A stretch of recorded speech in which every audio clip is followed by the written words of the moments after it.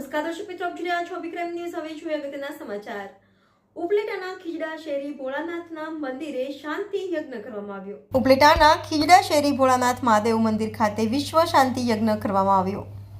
ગુજરાત સહિત પૂરા ભારતભરમાં હાલ ગણેશ ઉત્સવ ખૂબ ધામધૂમથી મનાવવામાં આવે છે। ગણેશ સ્થાપનાથી લઈ ગણેશ વિસર્જન સુધી વિવિધ જગ્યાઓ પર અલગ અલગ કાર્યક્રમો રાખવામાં આવે છે। આવી પવિત્ર તહેવારો પર દરેક મંદિરે અલગ અલગ પૂજા અર્ચના, ભક્તિ, ભજન જેવા વિવિધ કાર્યક્રમો યોજવામાં આવે છે।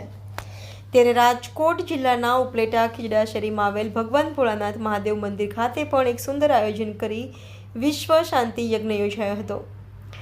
આ મંદિર ખાતે પોઠિયા પધરામણી વિધિ હોય છે, જે વિધિને લઈ વિવિધ કાર્યક્રમો સાથે વિશ્વ શાંતિ યજ્ઞ પણ યોજવામાં આવે છે, જેમાં ઉપલેટા શહેરના અસંખ્ય શ્રદ્ધાળુઓ મંદિરના દર્શને આવે છે અને પોઠિયા પધરામણીથી વિધિમાં ભાગ લે છે।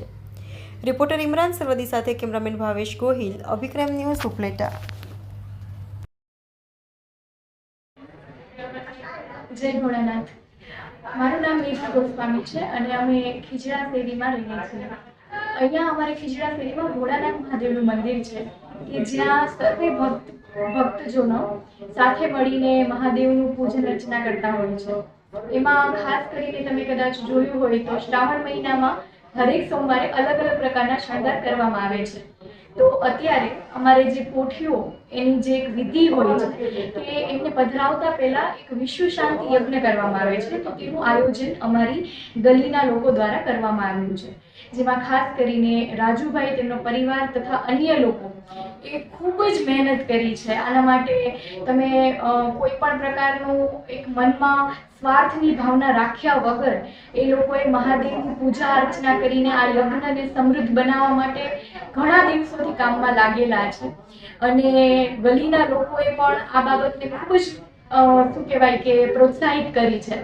તો આ માટે હરેક ભક્તજનો ખૂબ લાગણીથી અહીંયા આવ્યા, સવારથી યજ્ઞમાં સાથે જોડાયા।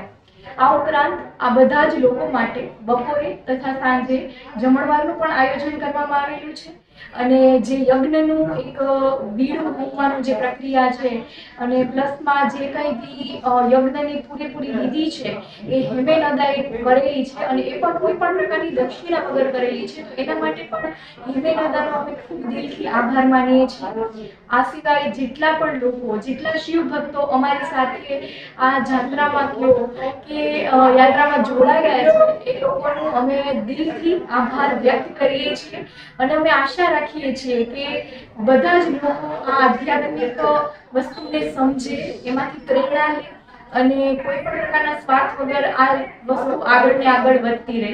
જય ભોળાનાથ।